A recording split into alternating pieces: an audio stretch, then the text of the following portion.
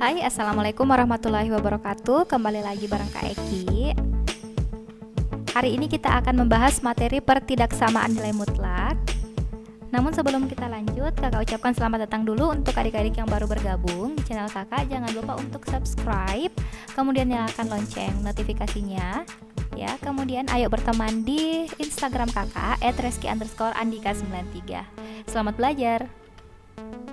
Pembahasan pertidaksamaan nilai mutlak ini akan terbagi ke dalam 3 part, dan ini adalah part 1-nya. Jadi pastikan adik-adik setelah nonton ini lanjut nonton part 2 dan part 3-nya. Lanjut ke materi.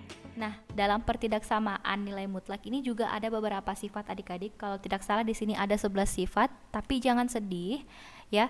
Ke-11 sifat ini sangat berkaitan satu sama lain. Kalau adik-adik sudah hafal yang satunya, otomatis hafal juga yang berikutnya ya. Kita lihat lagi.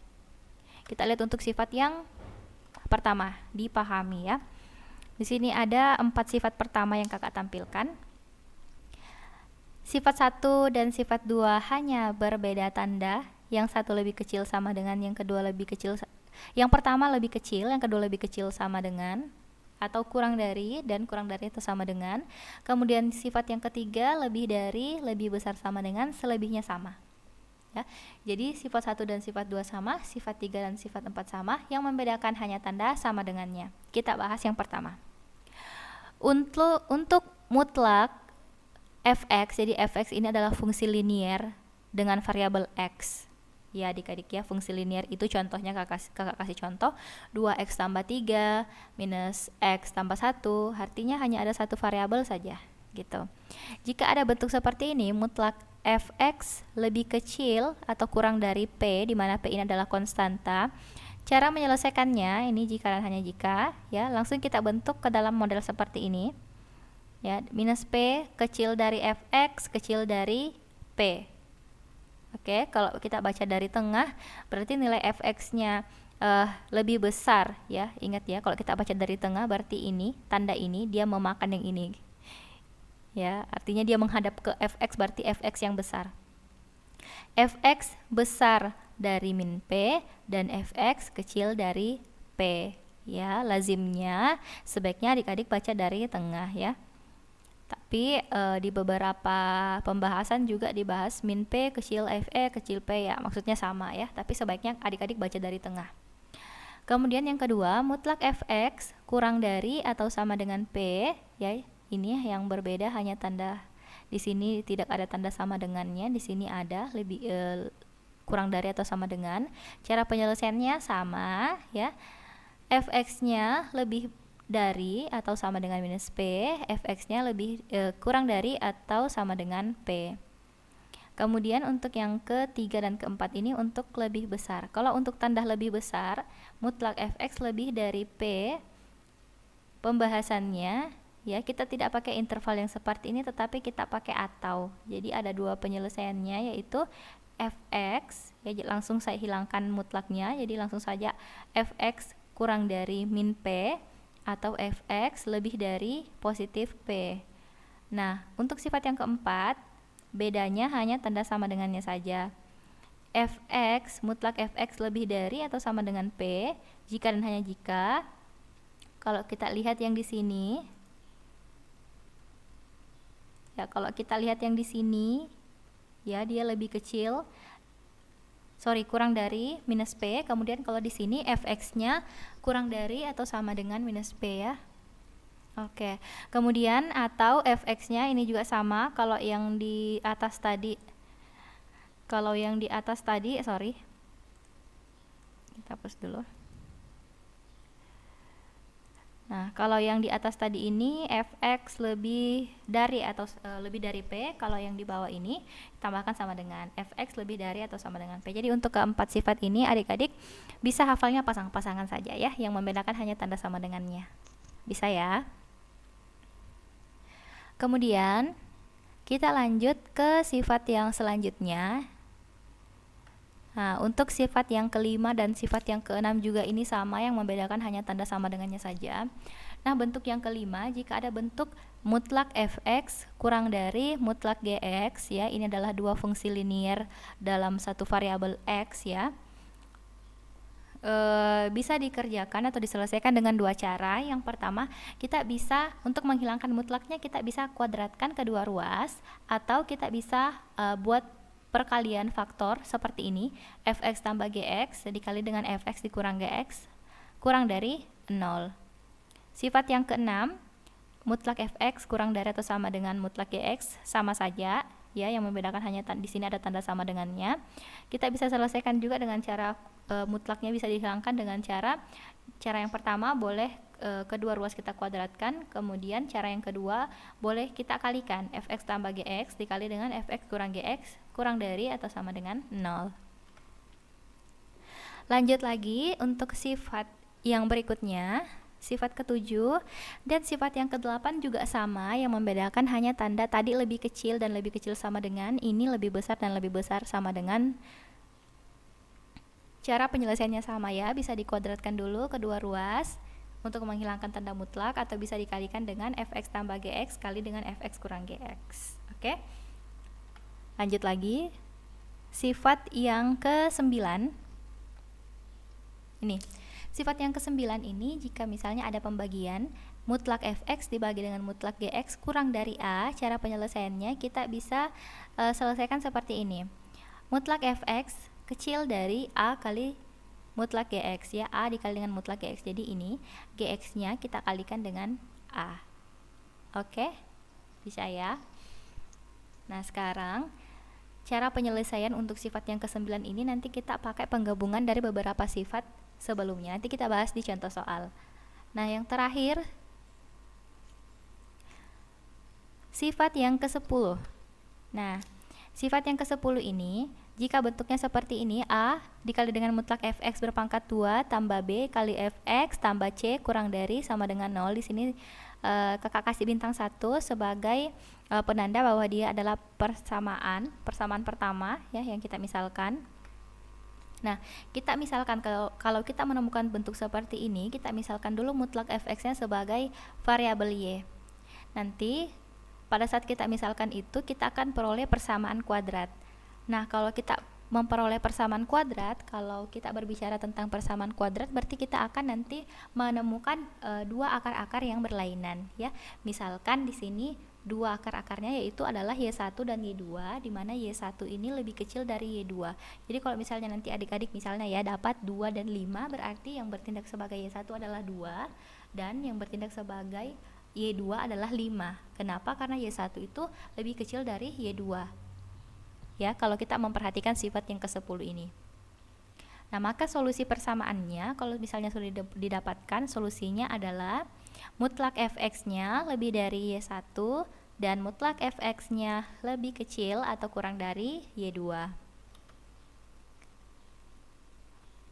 Nah, untuk sifat yang selanjutnya, sifat yang ke-11 sama saja dengan sifat yang ke-10 tadi, bedanya dia menggunakan tanda lebih besar.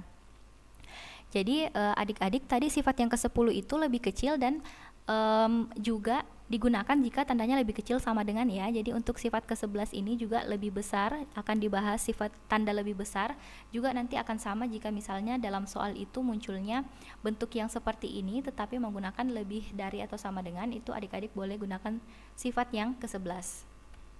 Nah sama, kalau misalnya dapat seperti ini, kita misalkan dulu mutlak fx-nya menjadi y, sehingga akan kita peroleh persamaan kuadrat ay kuadrat tambah by tambah c sama dengan 0. Nah setelah itu kita akan memperoleh dua akar-akar y1 dan y2, di mana y1 lebih kecil dari y2. Kemudian solusi persamaannya ada dua, yaitu mutlak fx-nya lebih kecil dari y1 atau mutlak fx-nya lebih besar, lebih dari atau lebih dari y2. Kalau misalnya di sini pakai sama dengan, berarti nanti persamaannya solusi persamaannya adalah mutlak fx kurang dari atau sama dengan y1 atau mutlak fx lebih dari atau sama dengan y2 gitu ya adik-adik. Nah mungkin sudah ada yang bingung ya dengan banyaknya sifat-sifat ini, tapi percaya deh adik-adik, jika adik-adik sudah memahami sifat-sifatnya, bagaimanapun nanti soalnya terbentuk, adik-adik bisa menyelesaikan dengan mudah. Oke. Supaya tidak bingung-bingung lagi, kita lanjut langsung ke pembahasan soal. Baik, kita akan bahas contohnya adik-adik ya. Nah, contoh soal yang pertama. Contoh 1, tentukan himpunan penyelesaian dari pertidaksamaan berikut. Di sini ada 3 bagian ya. Kakak ambil langsung 3 bentuk soal yang berbeda. Yang pertama, mutlak 3x tambah 5 lebih besar dari 2. Kemudian yang bagian B, mutlak 2x tambah 1 kurang dari atau sama dengan minus 5. Kemudian yang bagian C, mutlak x kurang 9 kurang dari 2. Jadi yang pertama ada tanda lebih besar, yang kedua ada tanda kurang dari atau sama dengan, yang ketiga ada tanda kurang dari. Oke, kita simak pembahasannya ya.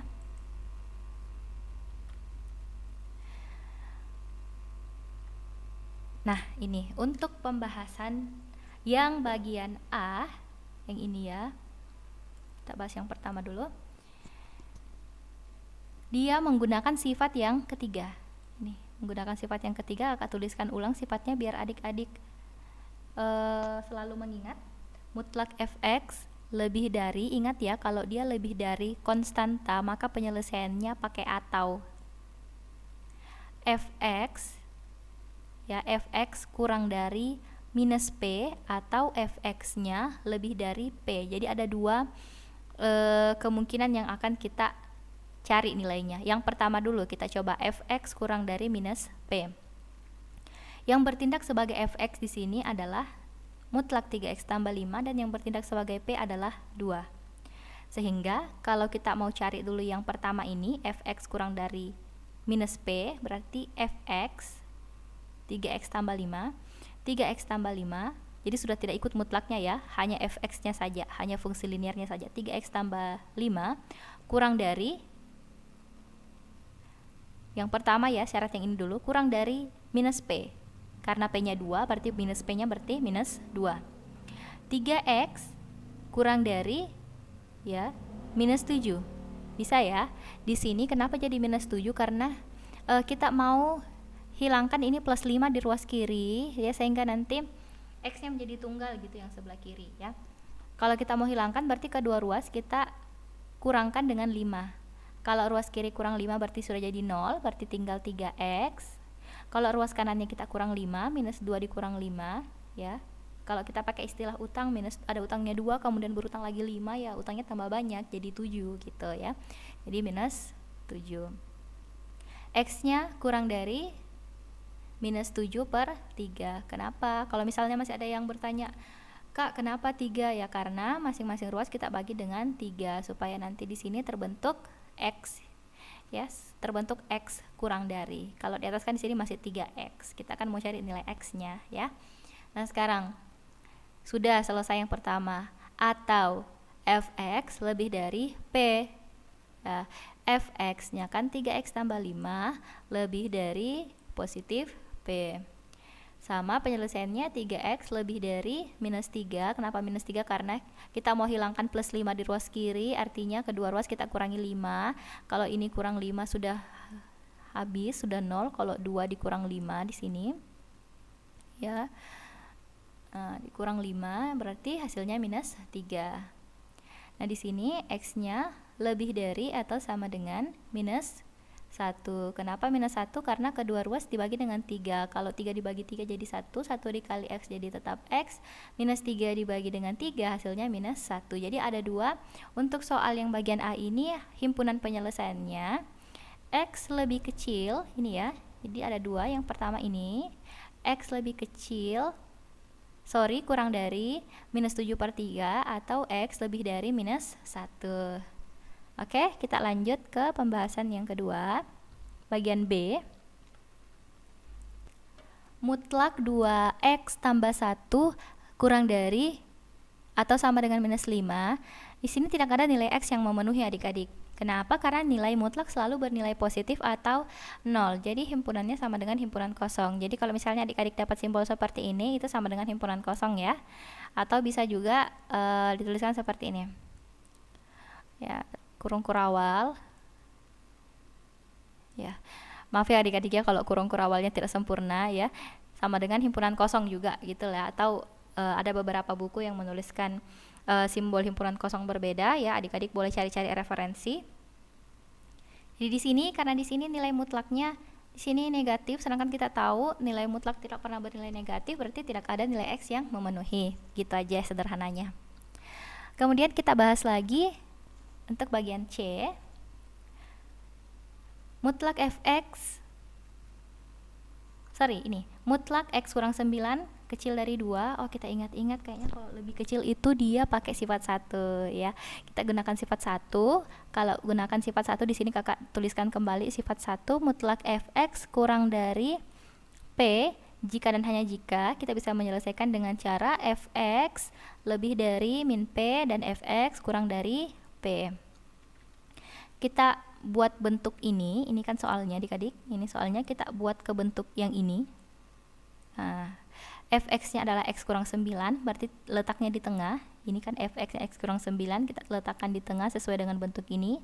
Kemudian p-nya 2, berarti dia lebih besar dari min p, berarti minus 2, dan kurang dari p, berarti kurang dari 2. Nah, sekarang supaya kita dapatkan penyelesaian nilai X, karena di tengah ini masih X kurang 9, artinya semuanya ini kita tambah 9. Kenapa? Karena kalau kita tambah 9 nanti di semuanya ini ya, kalau kita operasikan semua dengan plus 9, nanti di sini hasilnya 0. Ya, sehingga nanti di tengah-tengahnya kita dapatkan nilai X tunggal ya, tidak ada lagi pasangannya. Oke.